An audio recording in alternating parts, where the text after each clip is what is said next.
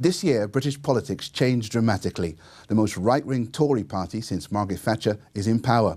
The most left-wing Labour leader ever now heads the opposition. And both parties have been wiped out in Scotland. John Rees reports.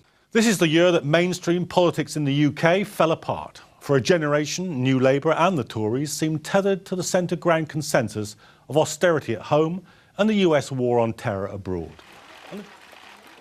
And the general election result in May seemed to indicate that it was business as usual. The Tories were returned, and the Labour Party was in crisis, and, at first, this is Labour's plan. The only contenders for the leadership were from the centre and right of the party. The extreme centre, as commentator Tariq Ali has called it, looks set to continue to dominate national politics. But take a closer look, and even the general election result was not so simple.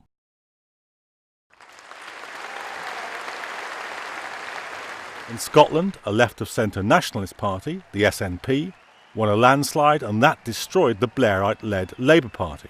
The Greens enjoyed a surge, as did the right-wing populists of UKIP.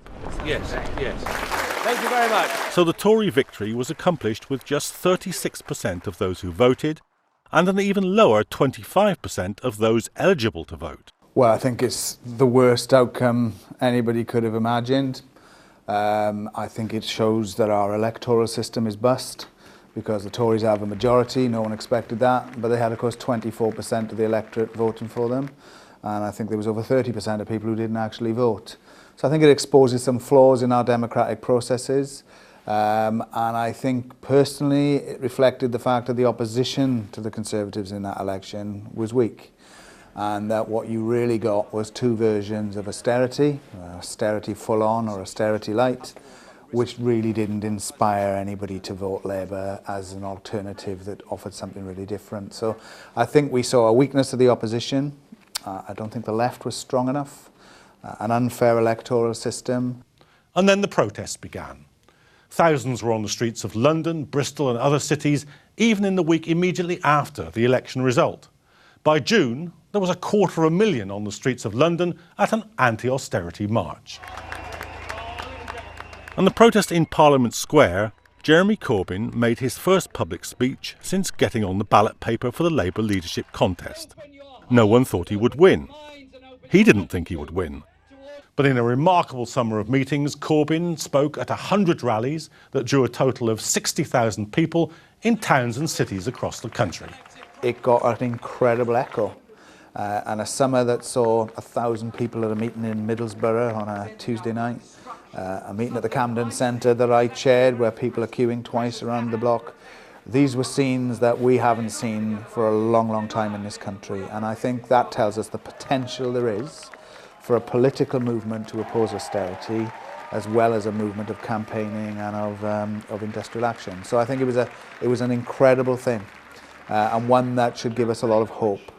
But it is also something that, in order to really meet its full potential, has to recognise that its strength was on mobilising tens and hundreds of thousands of people, and that's what we need to remember, particularly given the opposition that Jeremy's facing in the ranks of his own party. And he did win, coming directly out of the special Labour conference where the vote was announced, to address a Refugees Are Welcome Here protest in Parliament Square. No Labour leader had done anything like that for many decades. Since then, the UK political establishment has thrown more mud at Corbyn than at any politician, with the exception of Tony Benn in the early 1980s.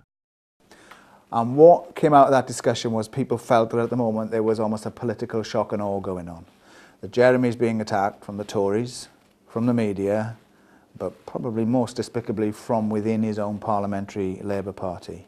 A clear attempt to try to topple him, it seems to me, before he can really sink deeper roots to ensure that this does bring about the type of transformation that we would want to see. So it is unrelenting. And I think the way that that has to be combated is that we have to remember all the time why he was elected. It doesn't matter whether he sung the national anthem, whether his tie is done up. These are not the questions that I think people care about. What people want to hear about is his anti-austerity message, equality, challenging the tax evasion at the top. But still, in its first electoral test, Corbyn's Labour increased its share of the vote in the Oldham by-election towards the end of the year. During this amazing 3 months, our party has changed. We've grown enormously. We've grown enormously because of the hopes of so many ordinary people for a different Britain, a better Britain, a more equal Britain, a more decent Britain. They're fed up with the inequality, the injustice, the unnecessary poverty. What happens next, few dare to predict, but it will be more contested, more interesting than anything that we've seen for many a year.